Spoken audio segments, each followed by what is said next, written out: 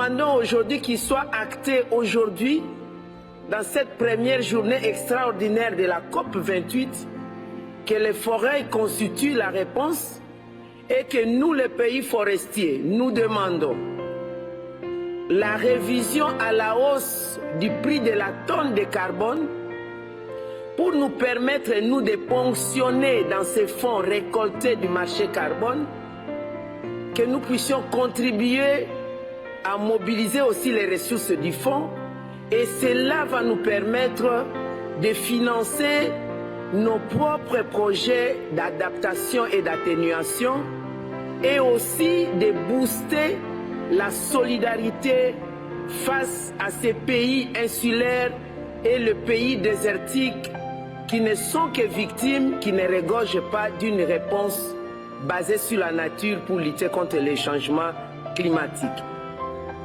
Nous demandons aussi qu'il soit acté que le pays forestier demande à intégrer les marchés souverains étatiques au lieu de rester à la merci du marché de crédit carbone volontaire.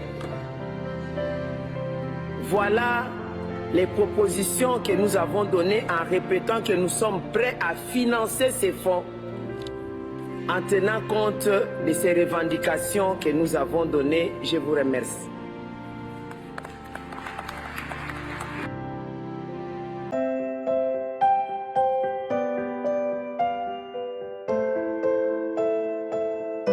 Tous ceux qui aiment l'environnement, le Congo, nous aimons l'environnement, mais nous devons quand même profiter de ce que nous avons comme sous-sol. Nous voyons ce que la manne pétrolière a pu faire au niveau de Dubaï, au niveau du Nigeria, au niveau du Guinée, de la Guinée plutôt, et la Guinée équatoriale. Donc nous voyons tout ce qui a pu arriver, tout ce qui a pu donner à ces pays-là.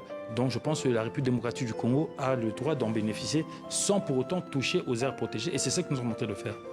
Didier Boudimbo, Monsieur le Ministre, merci d'avoir répondu à nos questions ce soir. Merci beaucoup.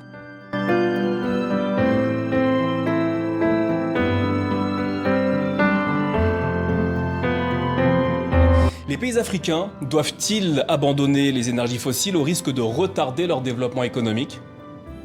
Vous mettez le doigt sur une question extrêmement importante, celle de la transition équitable, la transition juste. Les pays africains ne sont pas responsables de ce problème du changement climatique. Certains, effectivement, dépendent d'énergie fossile pour leur exportation.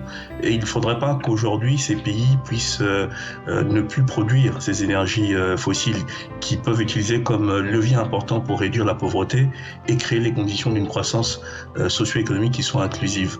Si jamais les pays développés estiment que ces pays africains doivent aller dans une transition en dehors de ces énergies fossiles, en sachant bien que l'Afrique souffre de sécurité énergétique, souffre de sécurité alimentaire, il faudrait que nous puissions être accompagnés par des moyens de mise en œuvre qui sont de 3 ordres: le financement, le renforcement de capacité et le transfert de technologie. Donc l'Afrique est prête à jouer sa partition, mais il faut que cela se fasse dans un cadre équitable et juste, de telle sorte que les populations africaines ne soient pas doublement victimes de cet aléa climatique.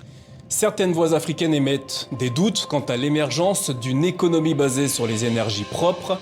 Ont-elles tort selon vous ? Je pense qu'aujourd'hui, toutes les solutions sont connues. On les connaît non seulement en termes d'efficacité, mais en termes de coût de mise en œuvre.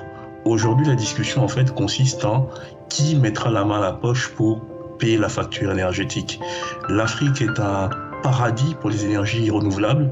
Nous avons du potentiel en hydroélectricité à ne savoir qu'en faire. Nous avons du potentiel en énergie solaire, en énergie éolienne, en géothermie, en biomasse. Aujourd'hui, il faut simplement pouvoir mettre en action ces différentes options qui ont un coût, et l'Afrique elle-même ne saura pas faire face à ce coût, car l'Afrique doit faire face à de nombreuses priorités, notamment des aléas climatiques qui lui sont imposés par un changement climatique qu'elle n'a pas causé.